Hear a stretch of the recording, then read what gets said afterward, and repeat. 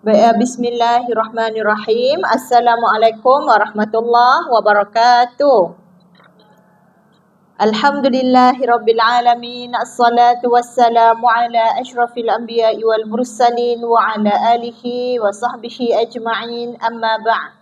Alhamdulillah, syukur kepada Allah Ta'ala dengan limpah kurnia dan izin daripadanya dapat kita bersua pada hari ini. Selawat dan salam ke atas junjungan mulia Rasulullah sallallahu alaihi wasallam, kepada ahli keluarga baginda dan kepada sahabat-sahabat baginda. Pertamanya, jom kita buka dulu majlis dengan umul kitab Al-Fatihah. A'udzubillahi minasyaitonirrajim. Bismillahirrahmanirrahim. Alhamdulillahirabbil alamin, arrahmanirrahim, maliki yaumiddin, iyyaka na'budu wa iyyaka nasta'in, ihdinas siratal mustaqim, siratal ladzina an'amta 'alaihim ghairil maghdubi 'alaihim waladdallin. Amin. Bismillahirrahmanirrahim. Alhamdulillahirabbil alamin, hamdan yuwafi ni'amahu wa yukafi'u mazidah. Ya Rabbana lakal hamdu kama yanbaghi li jalali wajhika wa 'azimi sultanik. Rabbi ighfir lana wa li ikhwanina alladhina sabaquna bil iman wa la taj'al fi qulubina ghillan lil ladzina amanu rabbana innaka ra'ufur rahim. Rabbana zidna ilma warzuqna fahma. Allahumma inna nas'aluka ilman nafi'a wa rizqan tayyiba wa amalan mutaqabbala.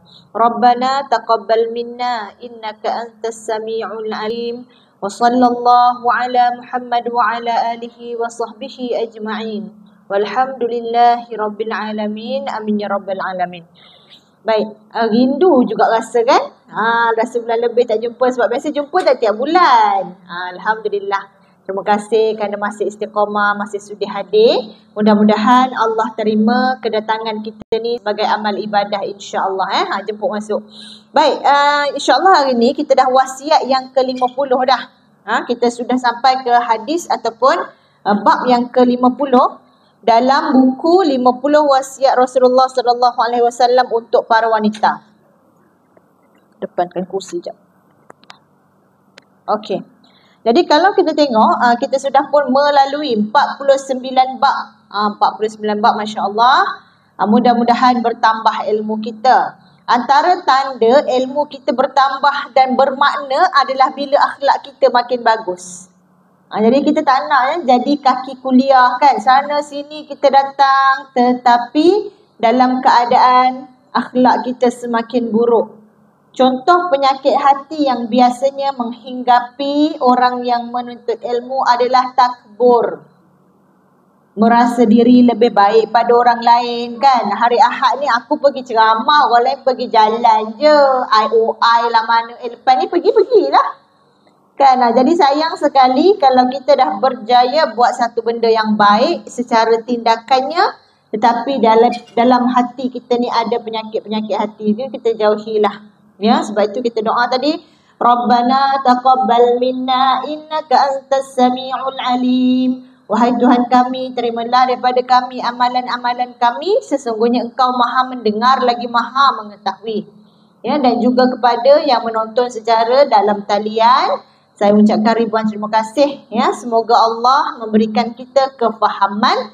Allahumma ftahna futuhal arifin. Semoga Allah membuka kepada kita pintu-pintu orang yang arif, ya, orang yang ada hikmah dan kebijaksanaan, insya-Allah. Baik, kita masuk kepada wasiat 50. Jom kita bacakan dulu hadis dia. Wasiat penghabisan yang harum. Ni amalan dia sebenarnya. Hadis ni sangat ringkas. Amalannya juga sangat mudah untuk kita lakukan. Tapi saya akan sambung sedikit. Ya, kita dah nak tutup ni. Sebelum kita tutup nanti, saya akan sambung sikit tentang gambaran pada hari akhirat. Sebab kita ni nak beramal, kadang-kadang perlu kepada motivasi ataupun galakan. Bila sebut galakan, dia boleh datang dalam pelbagai macam sumber. Contohnya, sebab kita duk terbayang kalaulah kena masuk neraka ke akhirat, aku tak sanggup tanggung. Kita terbayang bestnya nikmat syurga. Jadi kita perlu galakan-galakan macam tu.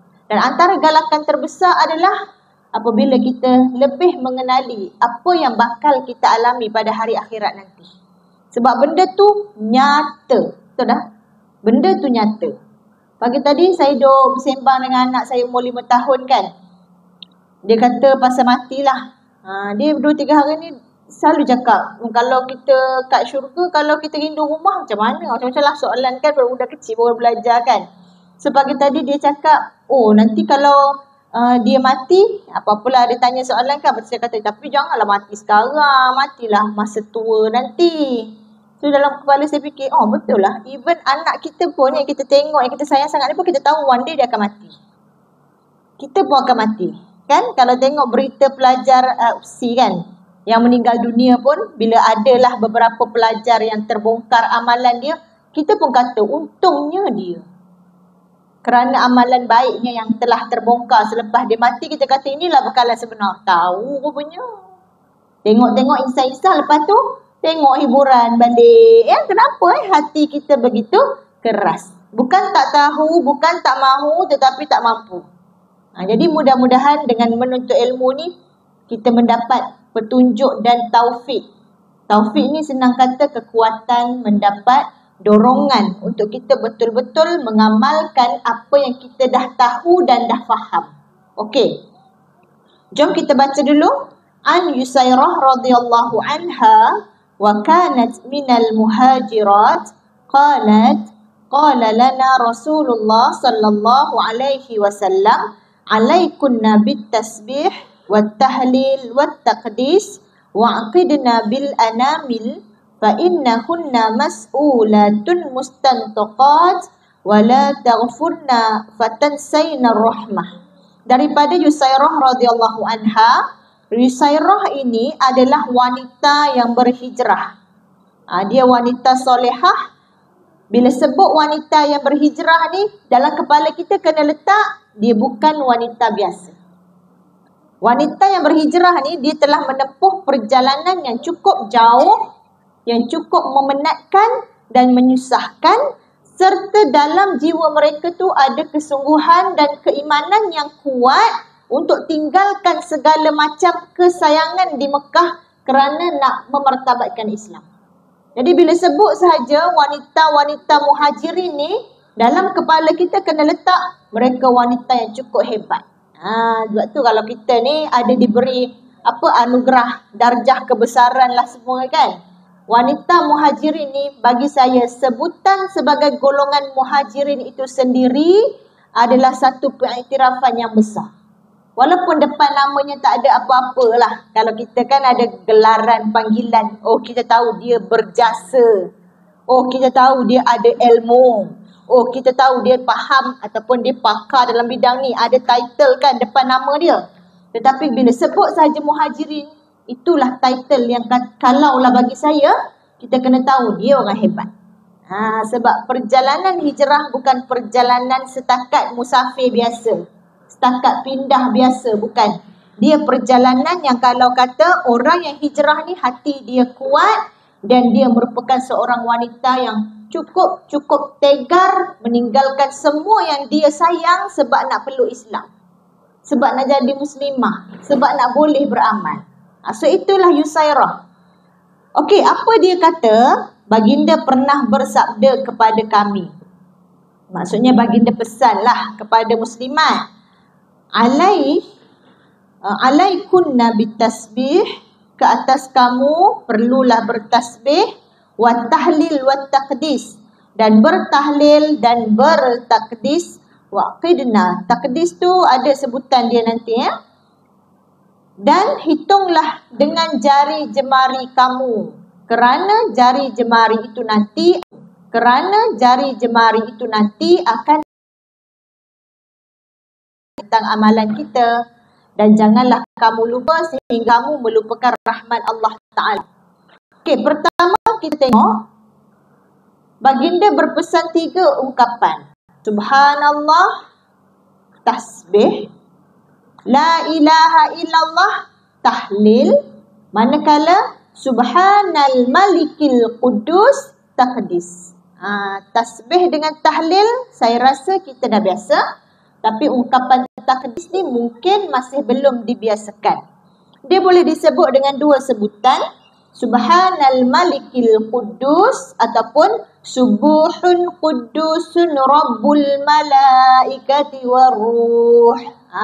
Anyone lah. Antara satu tu, antara dua tu boleh kita baca sebagai bacaan takdis. Kemudian wa'aqidna bil anamil. Hitunglah dengan jari jemari kamu. Sebab nanti jari jemari itu akan menjadi saksi pada hari akhirat tentang amal soleh yang kita buat. Jadi antara sunnahnya memang hitung dengan jari jemari. Katalah kita tak boleh hitung dengan jari jemari atas beberapa kekangan. Contohnya pelupa. Duk pusing tak ada nak baca 33 kali aja. Mak, mana tu stoken, mana stoken? Apa dah tadi lupa. Dia nak semangat, dia nak ngira ni, tak apa mengira. Dia semangat nak bagi ingat kan. Subhanallah, subhanallah, subhanallah. Sebab kita ni kadang ada target tu, kita semangat kan. Lupalah berapa tadi. Katalah seseorang tu tak mampu atas apa-apa kekangan. Boleh tak guna biji tasbih? Silakan. Boleh tak guna tasbih digital? Silakan. Apa-apalah kau nak guna sempurna pun boleh. Ya? Sempurna ataupun ni kalkulator digunakan. Tetapi yang termaktub dalam hadis adalah guna ruas jari. So dahulukan dulu ruas jari. Kalau kata kita tak mampu guna ruas jari, terlupa ataupun memang kita kalau guna ruas jari puas cerah tak ingat dah. Mengurangkan zikir, barulah kita guna bantuan lain seperti tasbih. Kerana semua tu pun ada pergerakan jari jemari juga. Kalau ada kekangan lagi, gunalah apa cara sekalipun asalkan kita dapat memperbanyakkan zikir kita. So apa? Tasbih, tahlil, takdis.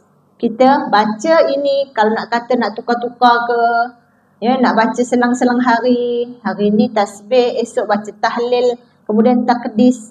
Terpulanglah kreativiti. Yang penting 3 kalimah ni puan-puan kena perbanyakkan. Okey, dan janganlah kamu melupakannya. Maksudnya janganlah lupa zikir. Kerana orang yang lupa zikir ni ibarat dia melupakan rahmat Allah. Apa maksud seperti melupakan rahmat Allah? Maksudnya dia meninggalkan sebab yang boleh mendatangkan rahmat Allah dalam hidup dia. Jadi kita rasa macam aku tak rugi apa-apa pun. Betul tak? Kalaulah RM1 buat kan mesti banyak orang hari-hari kan. Masya Allah. Tapi kita tak nampak benda tu. Betul tak? Ujian besar ni, ujian iman ni percaya kepada perkara yang gaib. Tak nampak lagi balasan dia. Delay gratification kan. Nanti baru kita nampak hasil dekat akhirat. Sebab itu gunakanlah hadis ni sebagai pemacu kekuatan.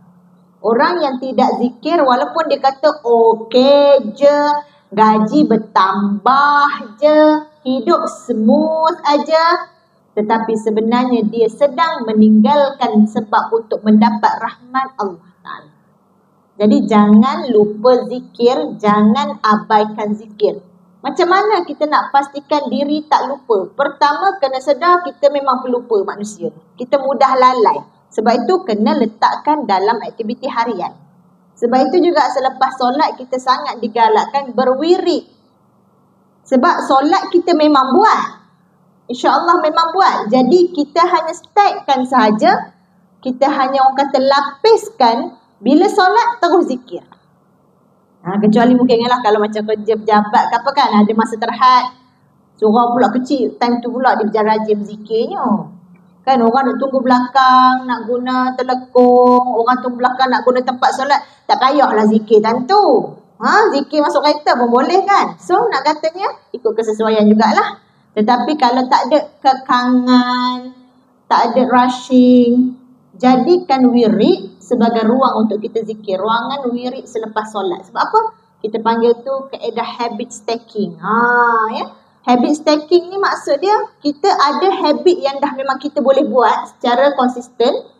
Kita stack. Tahu stack? Stack tu macam akan lapiskan. Kita lapiskan sahaja zikir tu kepada tabiat yang memang kita tak boleh tinggal dah. So kita memang konsisten solat, betul tak? Cuma mungkin ada yang terlewat sikit bila ada urusan, ada yang awal waktu, kita tak kisah, kita memang solat. So macam mana aku nak lekatkan zikir ni dalam amalan harian? Sebab nak tunggu pukul 5 lah zikir, lupa.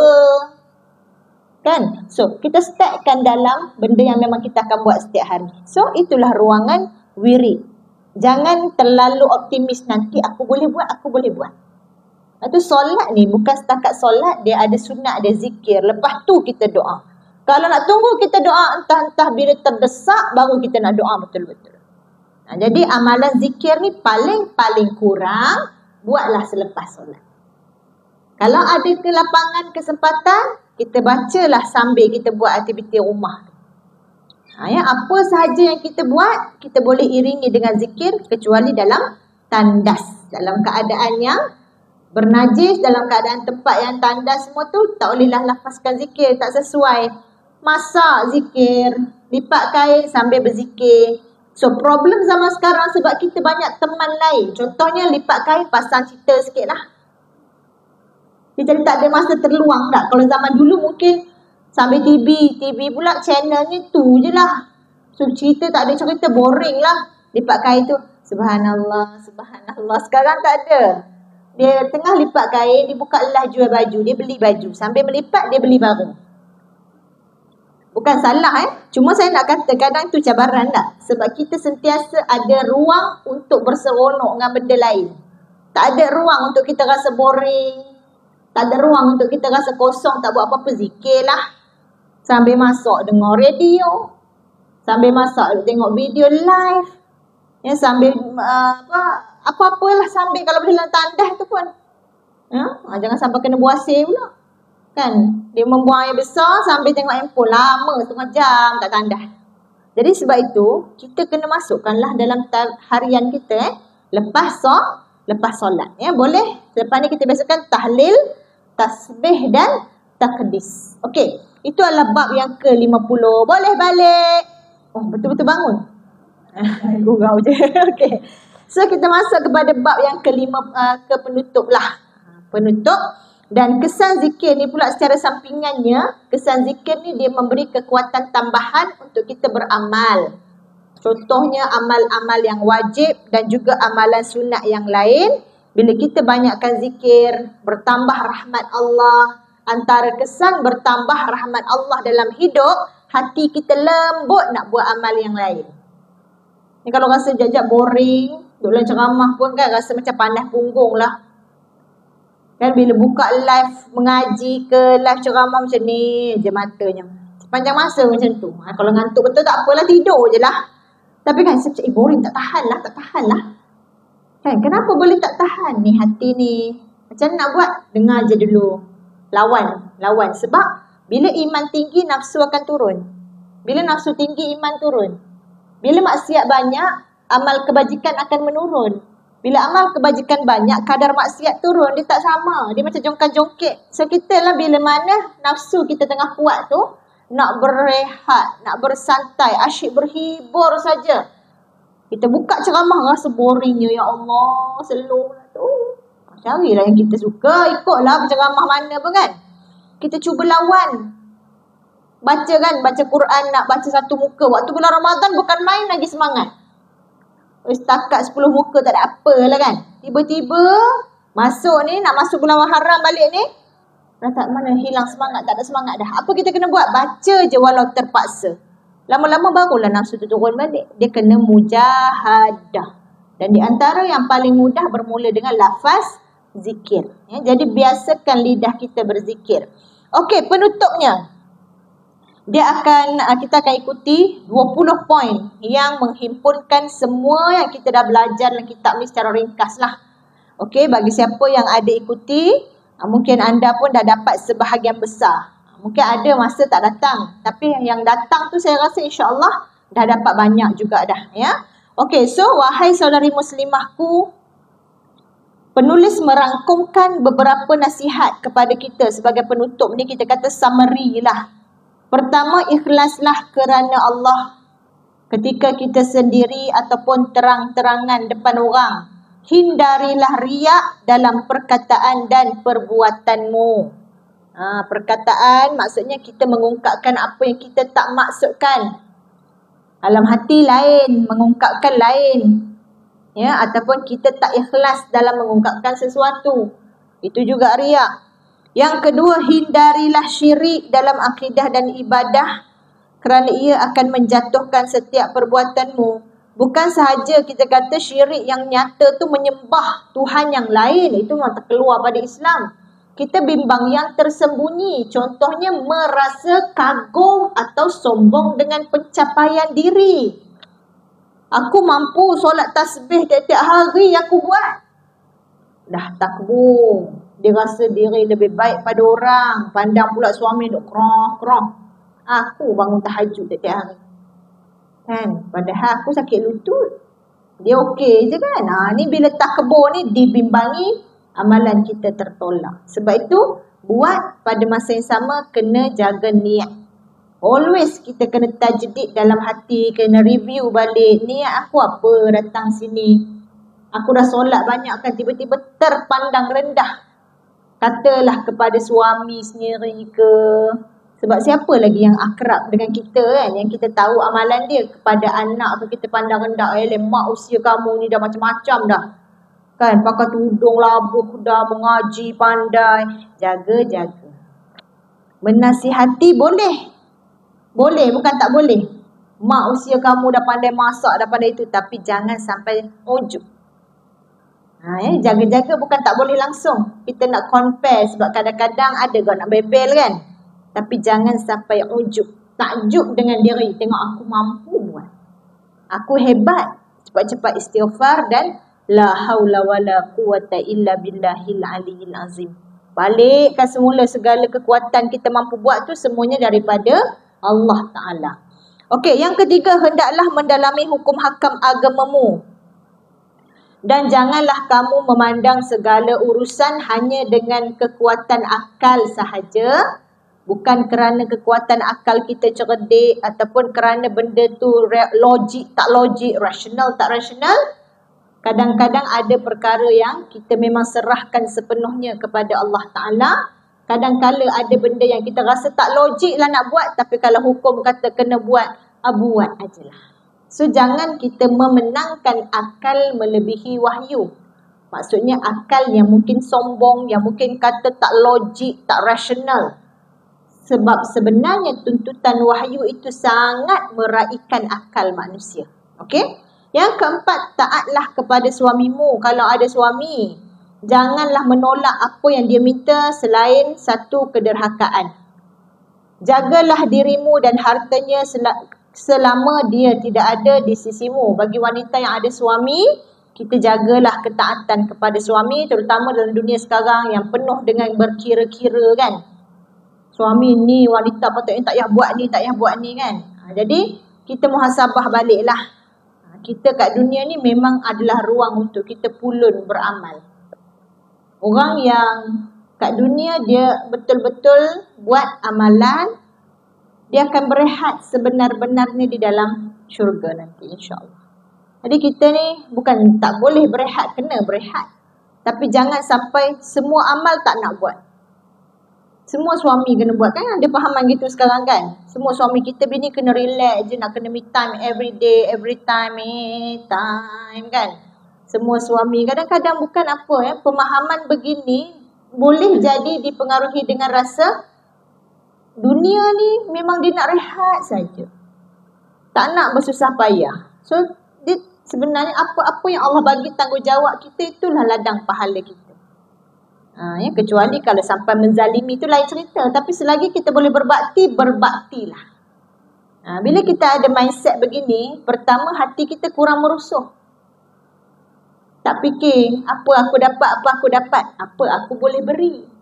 So yang kedua, kita yang untung, kita akan mendapat pahala sebanyak mungkin ya. Okey, yang kelima, berbakti kepada orang tuamu. Siapa yang masih ada mak ayah, tolong jaga mak ayah kita dibimbangi. Kita sibuk dengan keluarga kecil kita sampai terlupa kita ada mak ayah. Sebagaimana kita sayang anak kita, begitulah mak ayah sayang kepada kita. Sebagaimana kita rindu kepada anak kita, begitulah mak ayah kita rindu kepada kita. Walau apa pun usia kita. Janganlah menyakiti mereka dan usahakan supaya dapat selalu membuatkan mereka gembira. Kalau boleh call, walaupun kita kata, alah kalau call pun tak tahu nak cakap apa lah. Waalaikumsalam. Bye-bye. Dah.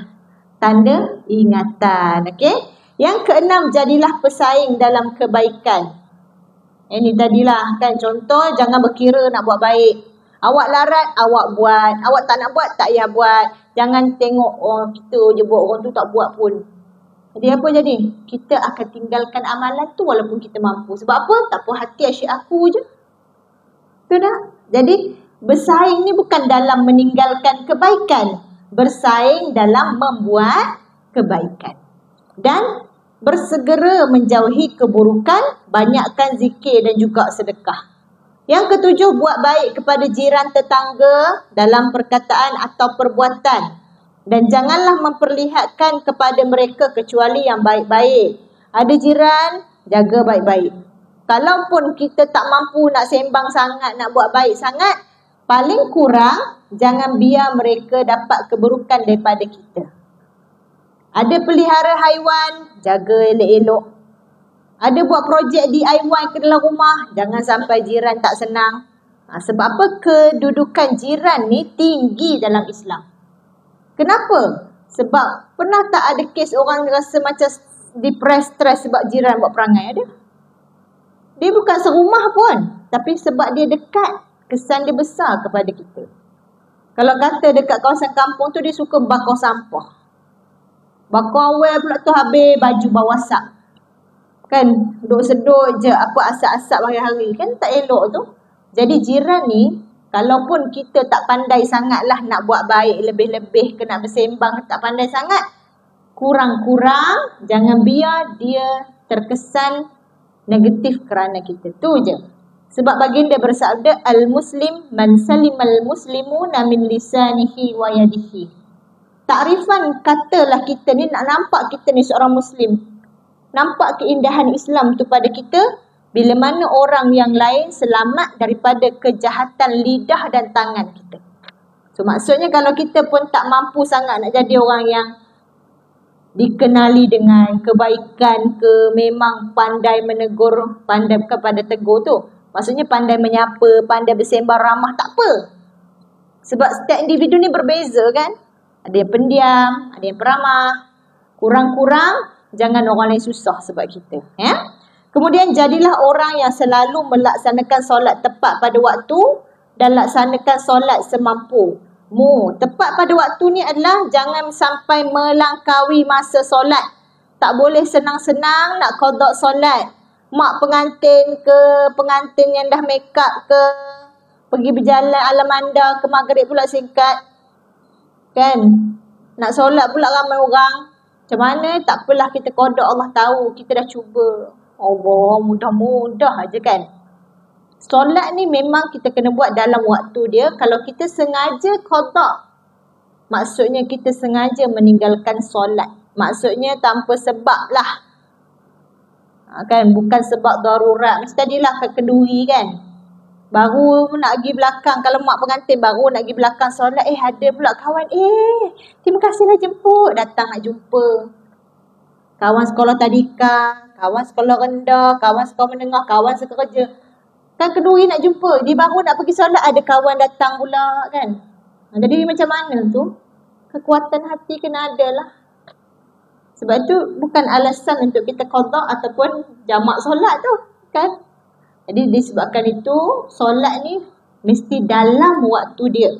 Kalau kita sengaja tinggalkan solat, maksudnya kita kata, ya tahu tapi nanti nak qada, dah niat nak qada, siap niat tu. Tak boleh juga.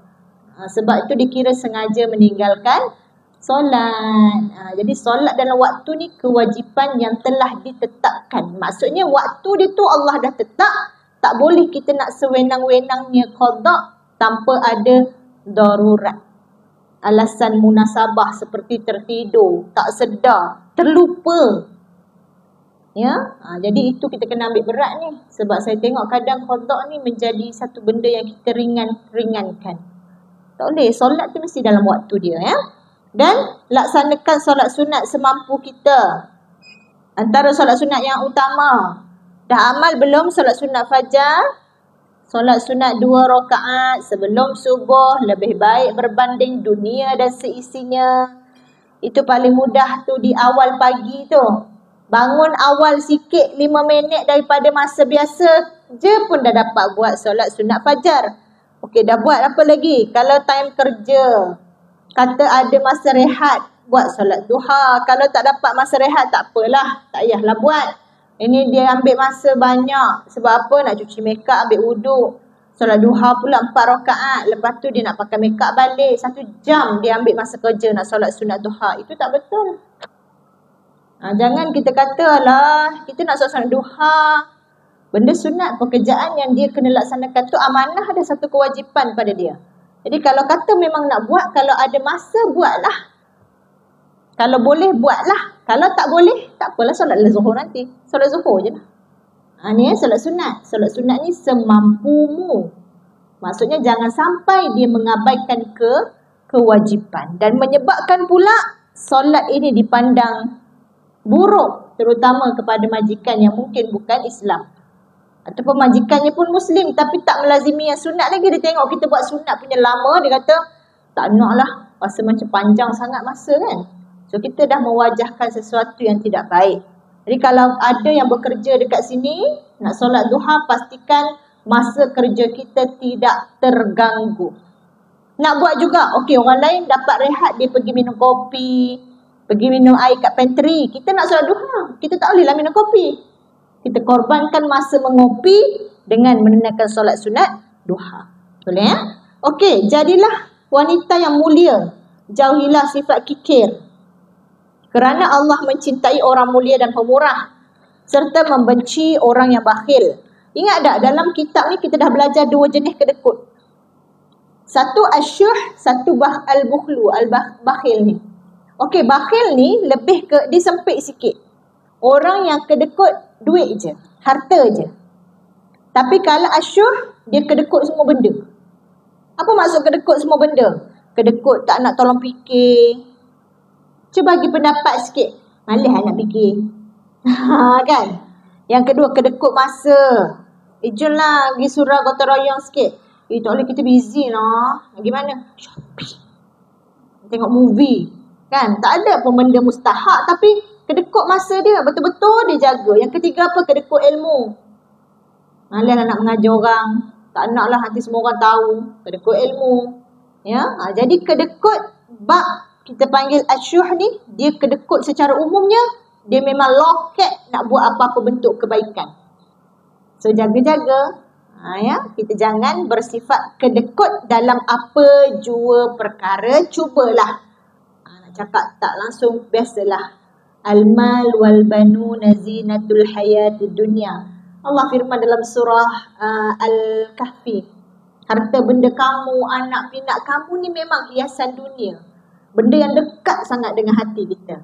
Jadi cubalah melawan perasaan itu. Kikir dan bakhil ni, dia akan mendatangkan keburukan kepada kita. Bukan sahaja dalam bentuk wang ringgit atau harta, tapi juga kedekut semua nikmat. Kebaikan tak nak bagi, tenaga tak nak sumbang, ilmu pun malas aku nak fikir, nak kongsi. Orang minta pendapat pun malas nak serabut. Padahal dia boleh tu, dia ada ilmu, contoh ilmu kaunseling ke kan. Bila orang tanya pendapat, dia boleh je bagi, tapi malas nak susun ayat. Biarlah kat dia, pandailah fikir sendiri. Tapi mampu. Tak nak malas. Jaga-jaga apa sahaja kita berikan dalam bentuk kebaikan, itu sedekah. Bukan sahaja duit ringgit. Bahkan kadang-kadang sedekah duit ringgit tu lagi mudah pada sedekah ilmu, sedekah pendapat kan. Sebab apa? Malas lah aku nak serabut. Jadi kita niat nak beri kebaikan, kita dapat pahala sedekah. Kemudian bacalah Quran selalu. Jadikan Quran sebagai tempat kembali. Apa maksud tempat kembali? Apa-apa masalah atau kemusykilan, rujuk balik isi kandungan Al-Quran. Kemudian jagalah hatimu daripada pelbagai macam syahwat dan syubhah. Perhatikan anak-anakmu dengan menanamkan kebiasaan untuk bersifat jujur, baik dalam perkataan atau perbuatan, dan tolong ajar anak adab dan akhlak yang baik. Oh, anak-anak zaman moden ni mencabar kan? Mencabar. Banyak sangat pengaruh luar, bahasa mereka berbeza. Gen Z, mereka lebih berterus terang kan? Takkan setiap ayat nak tegur. So kenalah ada ilmu mendepani zaman. Budak-budak Gen Z ni kan kadang-kadang mereka banyak bertanya dan menjawab. Bukan semua sebab korang hajar. Kadang memang dia betul-betul nak tanya, dia nak tahu. Memang zaman ni adalah zaman budak tak boleh just yes. Dia akan tanya, kenapa kena ni, kenapa? Jangan kata, korang ajar lah budak ni, ikut je lah. Banyak pula songeh. Tidak. Kalau tidak apa dia? Akan tertutup ruang pembelajaran. So, sebab tu didik anak ni ikut zaman. Zaman kita apa dia? Budak-budak lebih banyak exposure, banyak sangat pendedahan. Penat kita nak menjawab kan? Kemudian mereka lebih berterus terang, very transparent. Tanya soalan kan? Bukan sebab dia korang ajar. Kerana mereka betul-betul nak tahu. So, didik dengan adab dan meraihkan juga mereka punya zaman. Berbeza dengan zaman kita. Tanya lebih-lebih sekarang. Dia kata korang ajar kan? Itu pun diam, tak tanya lebih-lebih, no question at all. Itu zaman dulu. Zaman sekarang, pertanyaan anak-anak bukanlah korang ajar, bukan nak melawan. Boleh jadi kerana betul-betul dia nak tahu. Sebab mereka lebih advance. Semua ilmu ataupun semua benda yang dia buat, dia boleh Google jawapan dia. Boleh tanya ChatGPT semua kan. So kita, aduh. Lagi sekali malas aku nak fikir. Diam je lah, buat je lah. Kan? Jadi sebab itu kan, bila kita kata zaman, didik anak ikut zaman ni, memang kita kena raikan. Kalau tidak apa, tertutup ruang pendidikan, mereka makin jauh kan. Jadi mudah-mudahan Allah bantu kita semualah insya-Allah ya. Kemudian jauhilah ribah. Ribah ni apa? Mengumpat. Bukan dibah tu nama saya. Ribah ni mengumpat dan mengadu domba. Mengadu domba ni twist ayat. Bagi nampak macam orang tu cakap benda lain yang buruk. Padahal dia cakap benda lain. Serta memburukkan kehormatan sesama muslimah. Jangan bergosip. Jangan bersangka-sangka. Tak larat kita nak minta maaf. Terutama pada artis-artis ke, selebriti ke kan. So, kurangkan bercakap tentang buruk orang lain. Ya. 14, jangan mencela orang lain. Dan buatlah persangkaan muslimah lain lebih utama dari kita di sisi Allah.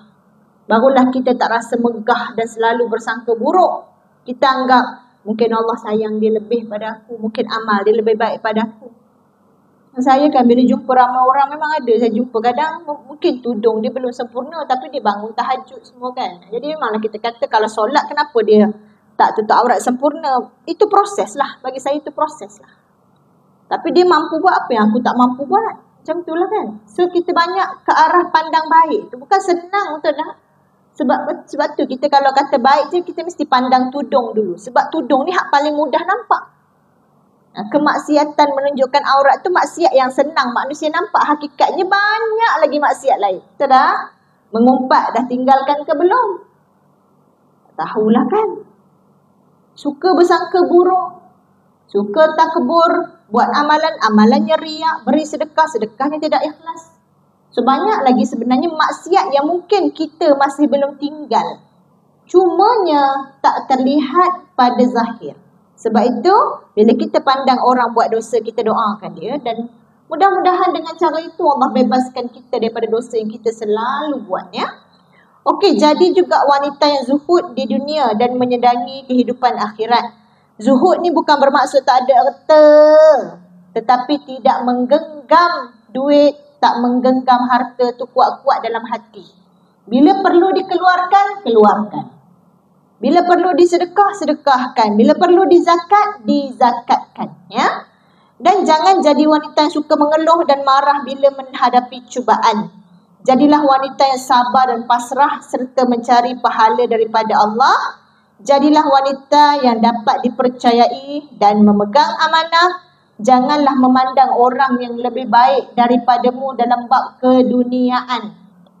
Sebab nanti kau rasa tak bersyukur.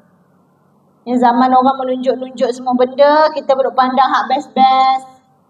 Kita akan rasa, ya Allah, bestnya dia muda lagi, dapat itu, dapat ini. Sentiasa bergembira, berseronok. Kita pun mula rasa macam hidup kita tak ada nikmat. Padahal tu bangun pagi celek mata pun sihat, nikmat lah tu. So, kurangkan memandang kelebihan orang pada bab dunia. Tetapi, pandang orang yang lebih rendah pada bab dunia. Maksudnya orang yang lebih susah, yang perlu dibantu, ditolong supaya kita dapat rasa bersyukur dengan nikmat yang Allah bagi, ya. Dan bersiap-siaplah menghadapi mati sebelum betul-betul kita mati, dan mohonlah ampunan dan rahmat Allah. Yang terakhir, gembirakanlah wanita muslimah yang lain dengan sesuatu yang kita senangi, yang kita suka, dan apa yang kita tak suka, kita pun orang lain pun kita tak suka dapat kepada dia. Jangan jadi orang yang mengetawakan musibah orang lain dan bergembira akan musibah orang lain. Apa yang kita nak orang lain pun dapat.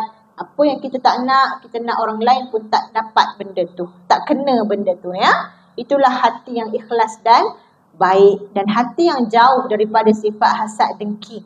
So, kalau ada orang dapat nikmat, hati kita rasa tak senang, kita kena ubah. Itu antara tanda hati kita ada masalah. Masalah dari sudut perubatan pun tak boleh diagnose. Hanya kita boleh diagnose. Contoh kalau dapat nikmat, apalah nikmat dalam bab anak ke. Anak dia dapat kahwin orang best ke kan. Orang besar kan.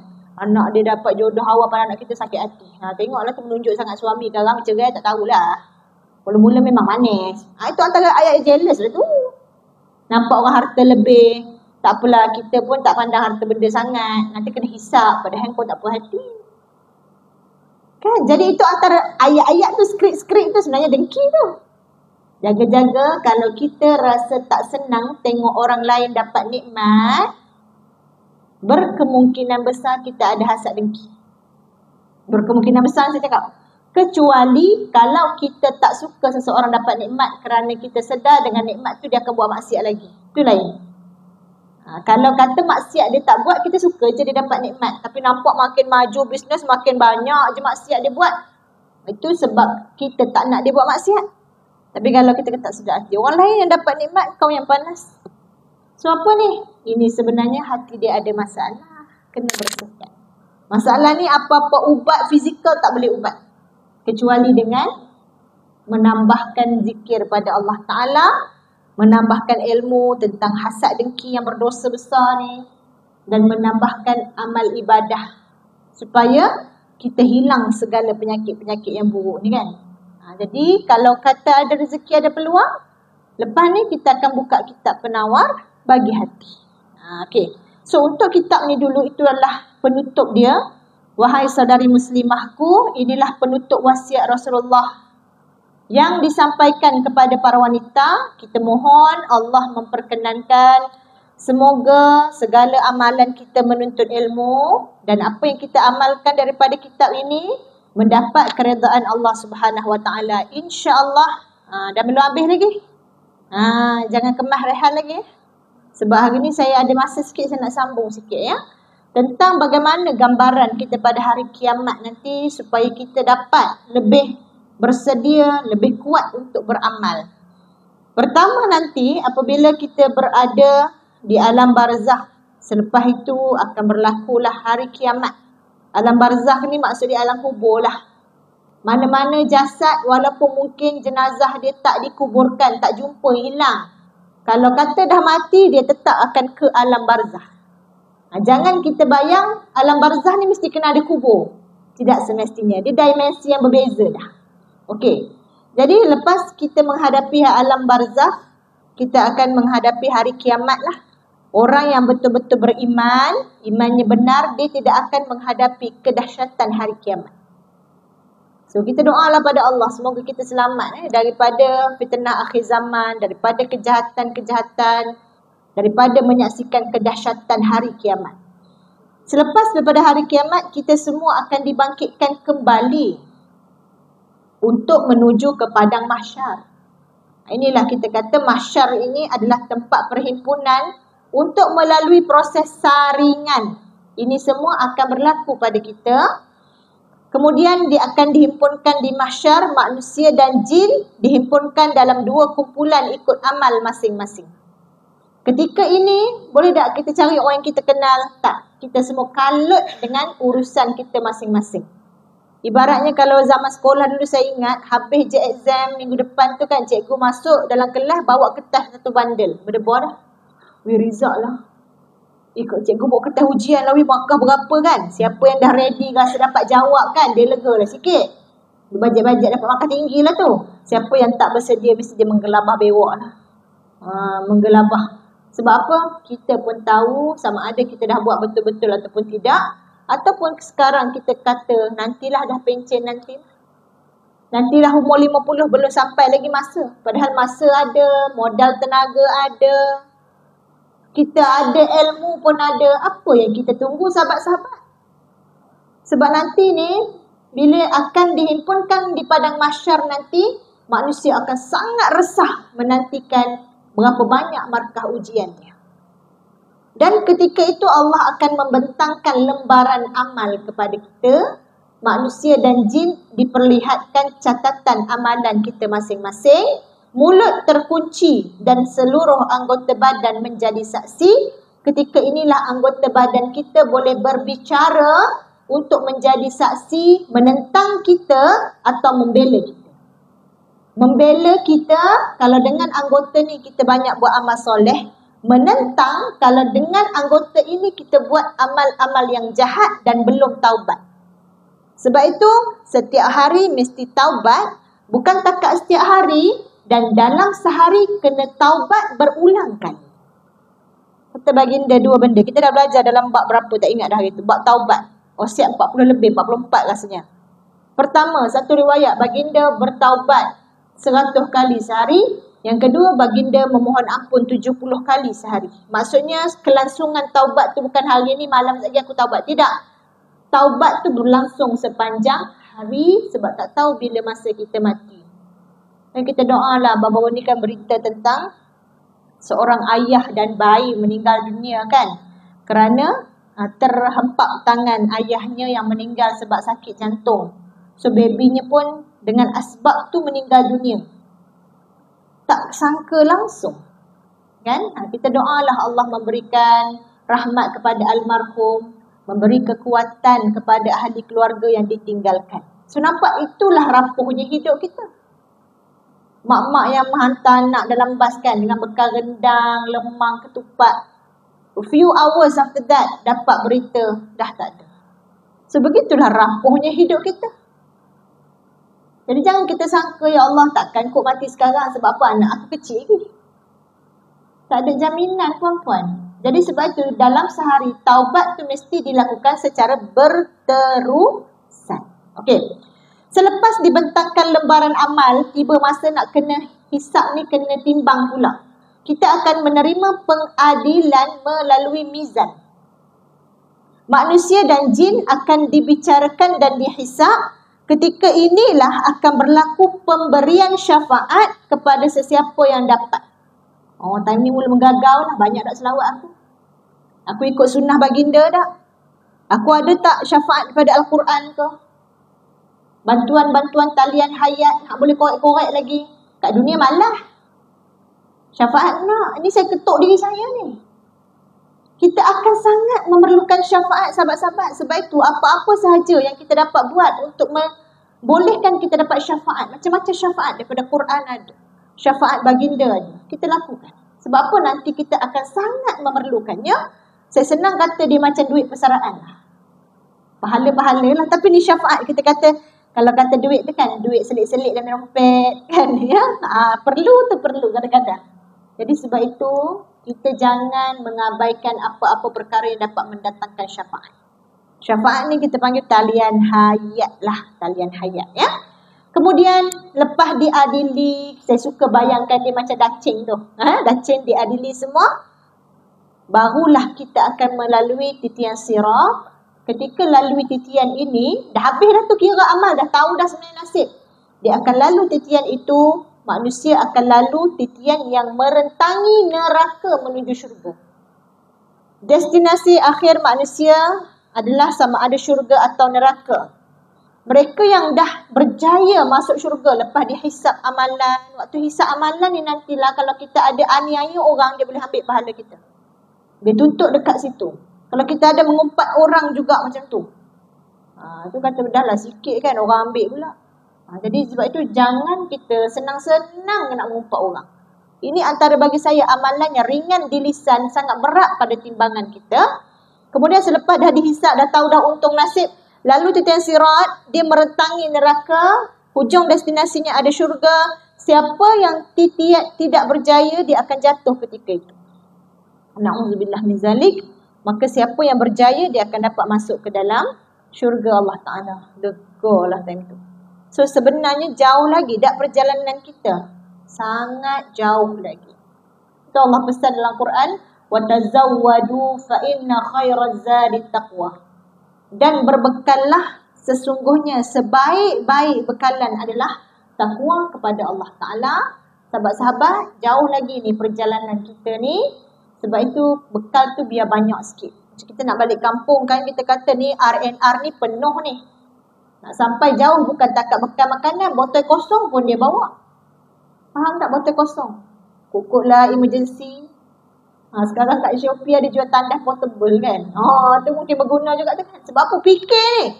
Nanti anak nak tidur, orang nanti bekal, air bawa siap. Sekejap nak beli pun tempat tak ada, nak berhenti. So apa ni? Itulah orang bijak. So orang yang tahu, kita tahu kenapa saya bagi gambaran perjalanan. Supaya kita betul-betul faham dan sedar perjalanan kita jauh lagi. Tetapi ironinya masa bersedia hanya ketika kita melalui kehidupan di dunia. So bersedialah dengan sehabis baik insya-Allah. Wallahu a'lam. Saya rasa untuk hari ini sebagai penutup kitab ini cukuplah sekadar di sini. Terima kasih kepada sahabat-sahabat kerana sudi meluangkan masa untuk hadir. Saya doakan Allah memberkati pertemuan kita dan sedikit banyak ilmu yang kita dapat hari ini mudah-mudahan semuanya berbekas dalam hati dan membawa kepada pertambahan amal ibadah insya-Allah. So sebelum kita tutup, ada sebarang soalan? Tak ada. Nampak kehadiran semakin ramai? Terima kasih. Jadi mudah-mudahan kita dapat hadir pada minggu-minggu yang selepas ni lah insya-Allah. Ajak lagi beramai-ramai datang dan bersempena dengan nak buka buku yang baru bulan depan kan. Jadi kalau siapa, nanti saya bagi tahu kat Hawa macam mana buku apa kita nak guna. Siapa yang nak dapatkan buku tu boleh beli dekat web je sebenarnya. Saya tak ada jual. Boleh dapatkan di web sahaja. So insya-Allah mudah-mudahan Allah memberkati pertemuan kita dan kita tutup dengan tasbih kafarah dan surah Al-Asr. Subhanakallahumma wa bihamdika nashhadu an la ilaha illa anta nastaghfiruka wa natubu ilaik. Bismillahirrahmanirrahim. Wal 'asr innal insana lafi khusr illa alladhina amanu wa 'amilus solihat wa tawassaw bil haqq wa tawassaw bis sabr. Amin ya rabbal alamin. Okey, saya lupa saya ada buat e-book. Kejap Saya ada buat e-book. E-book ni memang dah habis tulis lah, dia tak panjang. E-book motivasi. Jadi siapa yang nak download e-book ni boleh ambil kad ni. Penanda buku Penanda buku ni boleh scan QR code ni, nanti boleh download e-book tu. E-book ni tentang motivasi, saya rasa lebih sesuai kepada orang yang memang nak mencari inspirasi lah untuk buat sesuatu, nak ubah amal kita tengah stres ke, tengah serabut, dan juga sesuai untuk anak-anak kita. So silakan ambil penanda buku ni. Okey, terima kasih. Assalamualaikum warahmatullahi wabarakatuh.